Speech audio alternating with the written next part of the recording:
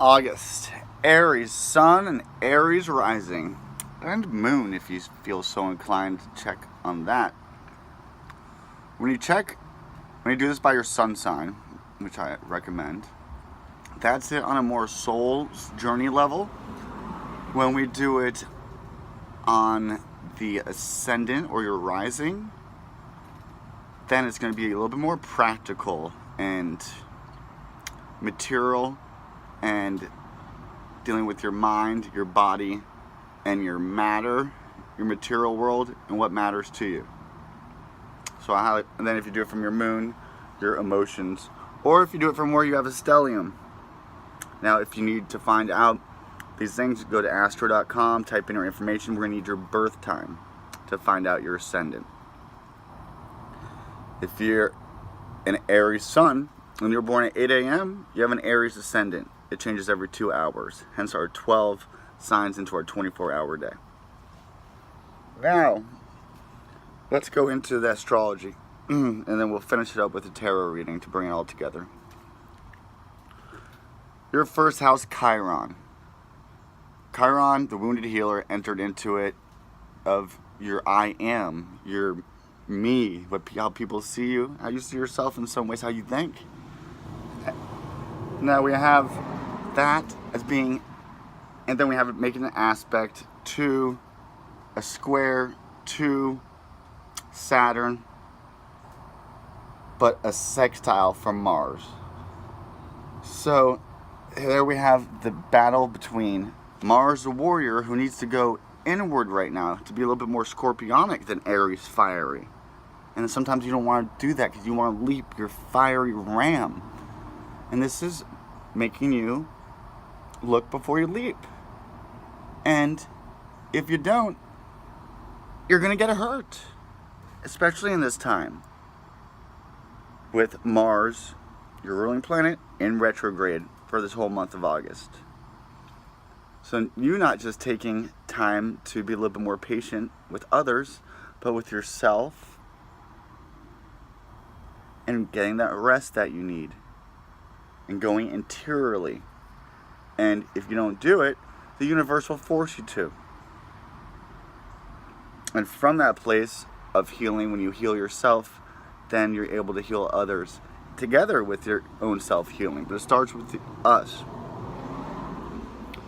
Now, moving into our second house of what we value, money, Uranus, who's is squaring Mars as we enter into this month.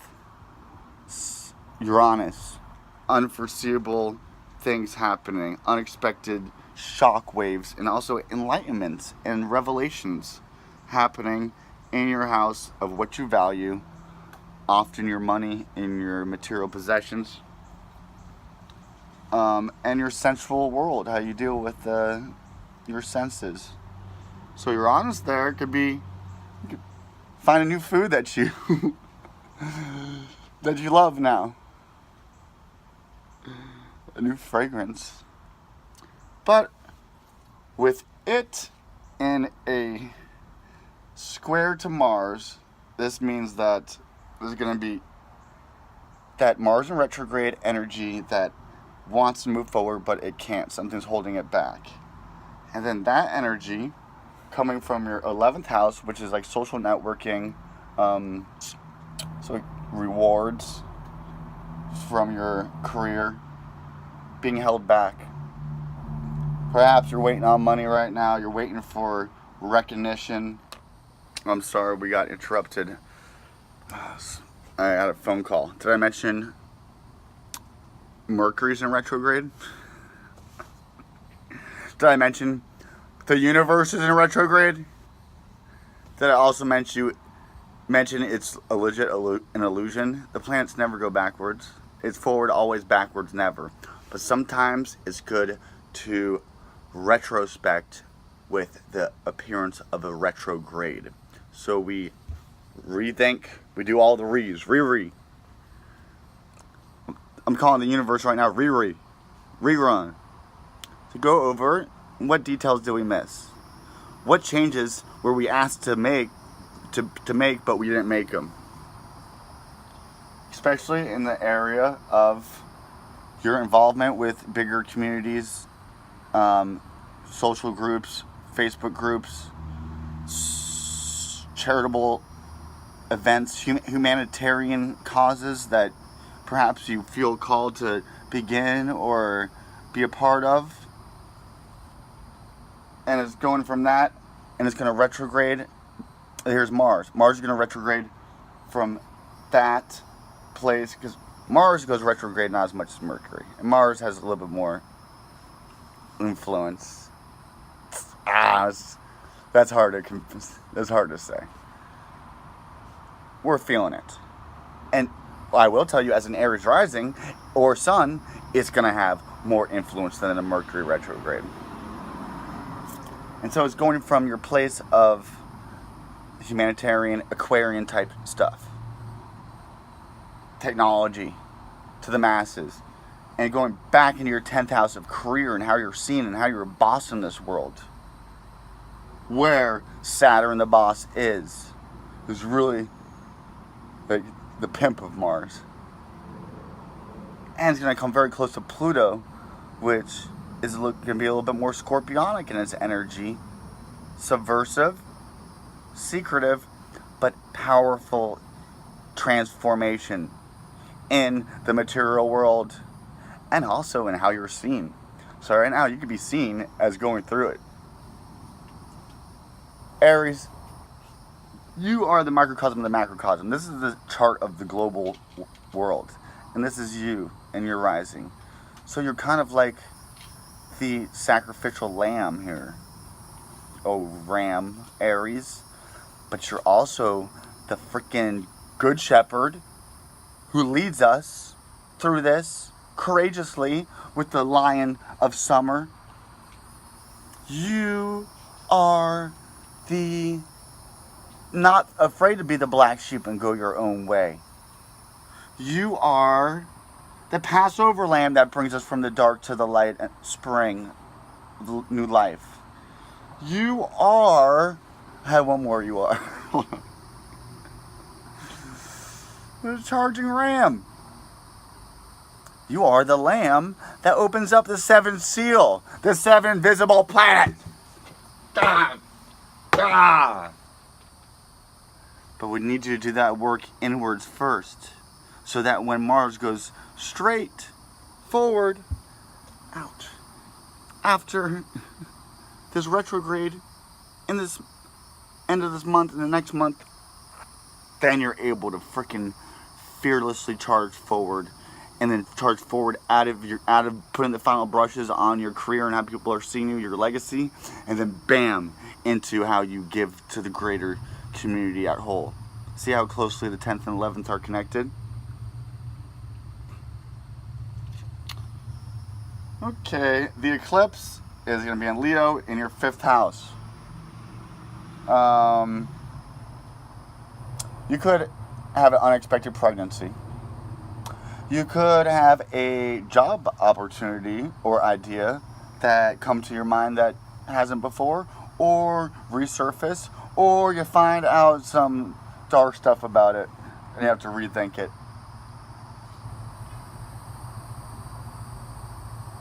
Or something about your children that you find out that's fucked up.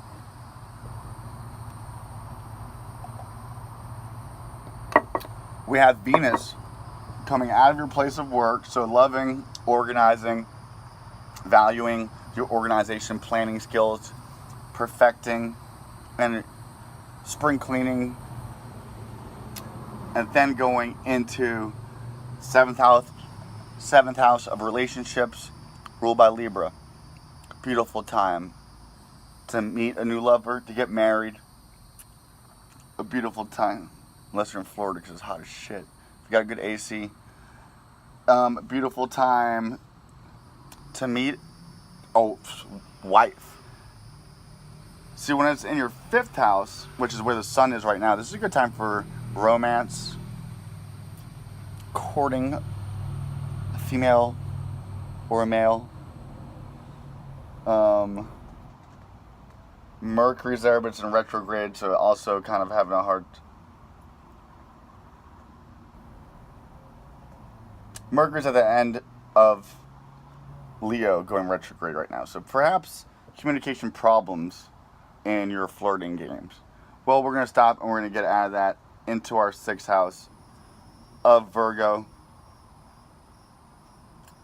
So Mercury, when it goes into Virgo, then you'll be able to talk a little bit more constructively. Be careful not to be overly critical. And just go with the flow. Because then you're going to have Venus go into Libra, which gives you, which where it loves to be. Its fall is in Virgo. Its home is in Libra. So when Venus gets to Libra, this is going to be a great time for you to have legal documents signed, to marry, to spice up the relationship with the person you're married to, with more romance and sensuality. Now, in our 8th sign, our 8th house, ruled by Scorpio, we have Jupiter, who's finally going forward. So all those blessings and beneficial things are starting to be released. And there's things that, when Jupiter went through this part of your 8th house of taboo, hidden, secretive stuff, the stuff that you weren't able to bring to the light for healing now, is you have another chance to do that. To bring a wisdom to it for spiritual awakening from your dark emotional depths of Scorpio.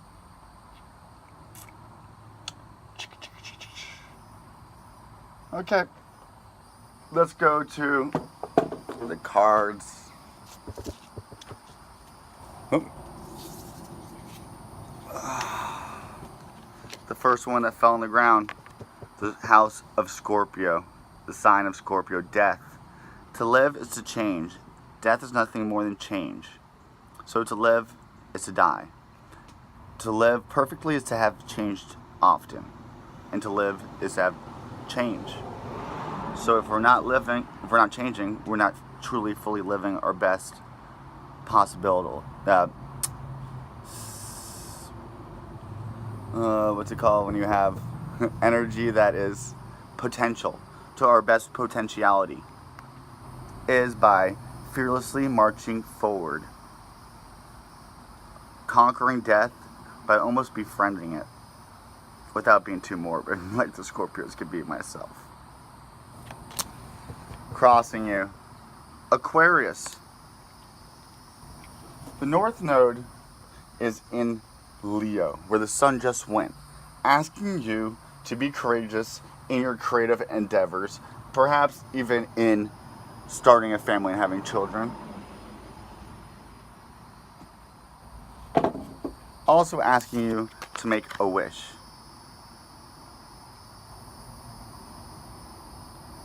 The universe can't give you something if you don't ask for it. You have to focus and let you know what you ask for, put that out there, and then the universe is going to have to give it to you. So make sure you know what you want to ask for. Because when you put a desire out there, you have to fulfill that desire, even if it's not in this lifetime. Which is why the Buddhists tell you to cut off all desires in that way, on that level. I feel lots of scorpionic energy asking you to take that Aries fire and go inwards. That's what Mars in retrograde is asking you to do. And that is not in your, so close to your nature. That's like your, a little bit more in your shadow world. And not getting too caught in your head during this Mercury retrograde. It's good to be introspective, but it's not good to be over introspective where it paralyzes you with anxiety and stress. Now let's go into what is our kind of underneath this all. The High Priestess, tapping into the feminine creative energy. When you go inward instead of outward, outward is masculine. When you go inward into that creative imagination, that's the sacred feminine. Getting in touch with that. If you're a woman, not being afraid of that and getting in touch with that. If you're a male, getting in touch with that even though society tells us not to. Because they don't want you to be creative and imaginative, really.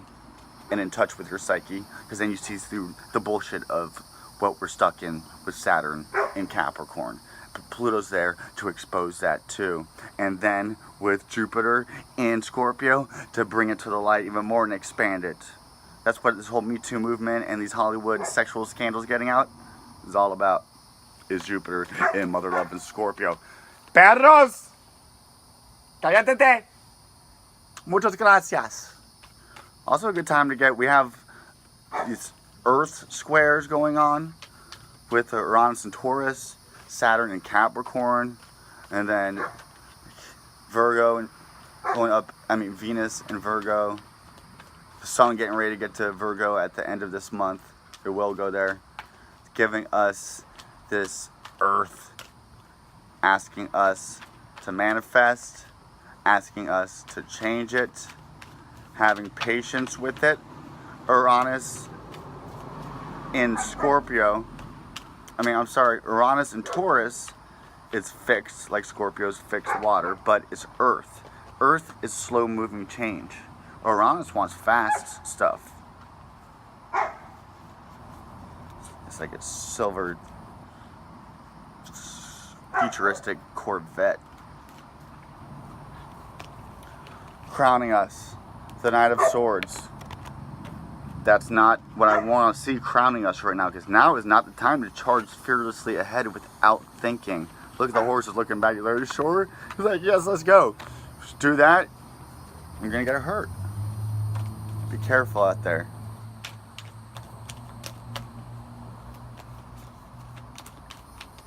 Accident proneness. Just look before you leap in our recent past.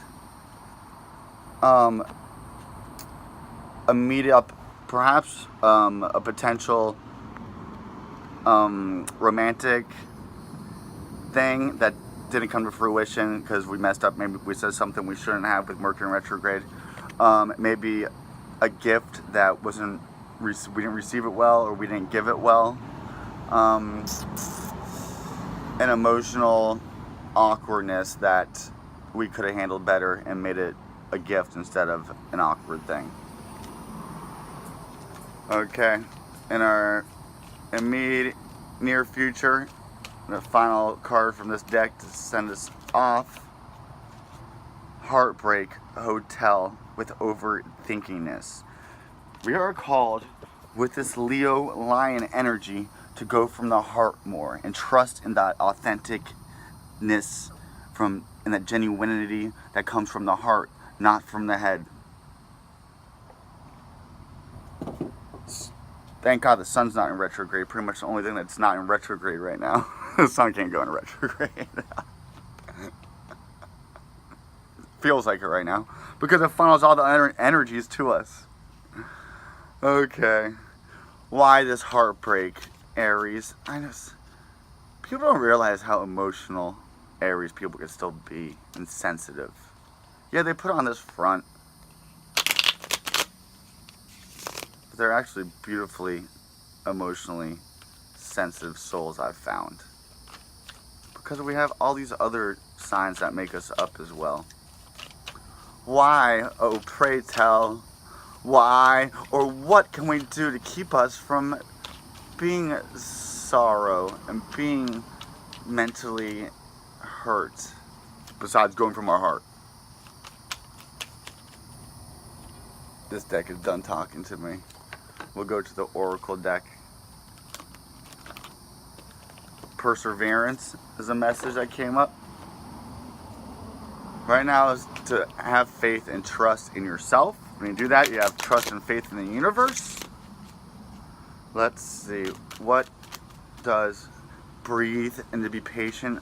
I have a hard time doing that.